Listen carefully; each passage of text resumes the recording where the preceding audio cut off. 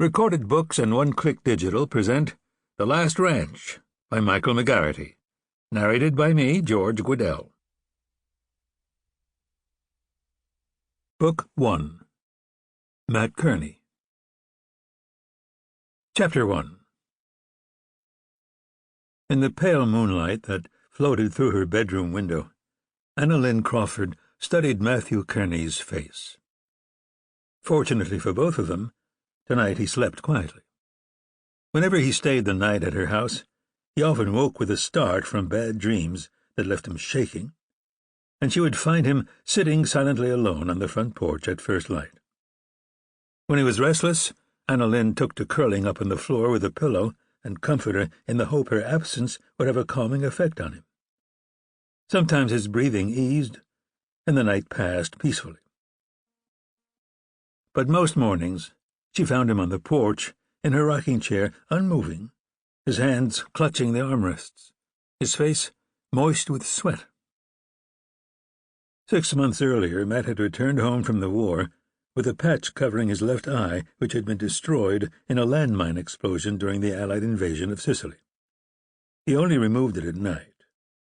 As he lay quietly sleeping, Anna Lynn snuggled close to examine the wound Matt insisted made him ugly. His upper left eyelid was missing completely, shredded during the explosion, and there were tiny, jagged shrapnel scars around the socket of the eye, which was covered in a murky film. There was a slight puffiness under the eye she hadn't seen before. She wondered if it was causing him pain. "You're still a handsome man, you fool," she thought to herself. "You still look like you." She told him that if he stopped wearing the patch, folks would soon pay the injury no mind. But Matt immediately dismissed the suggestion the 2 times she'd made it, the second time so vehemently that she hadn't mentioned it since. She had to try again to persuade him to listen to reason, but dreaded his reaction. He was, and he wasn't, the man she knew before he went into the army. What she knew about Matt's war experience came mostly from an Army press release printed in every New Mexico newspaper the week after his discharge from Fort Bliss, the Army post outside of El Paso.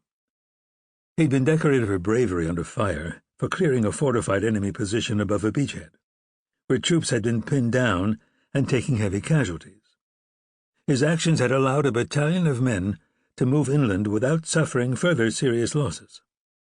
He'd been promoted to platoon sergeant on the spot and was later awarded another medal for using captured enemy horses to carry equipment through rugged, mountainous terrain which aided the Allied advance against a large, retreating enemy force.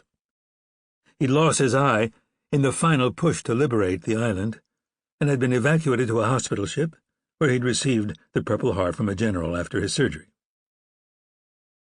She snuggled closer and gazed at Matt's face, remembering the only time he'd talked about those experiences.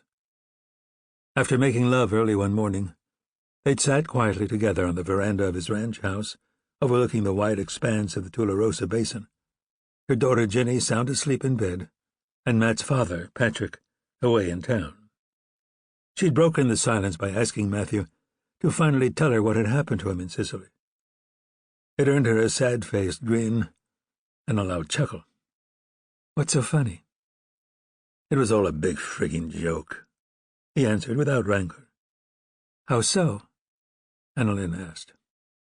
Still smiling, Matt rose from his chair. "Wait here and I'll show you." He returned and gave her 2 cartoons from the pages of an Army newspaper. One showed a sergeant with a shiny medal pinned to his uniform explaining to a ragtag private that he'd been decorated for scaring the enemy away by speaking Italian at them.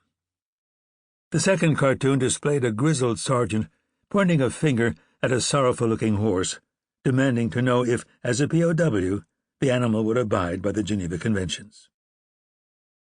Anna Lynn looked up from the cartoons. "I don't see what's so funny."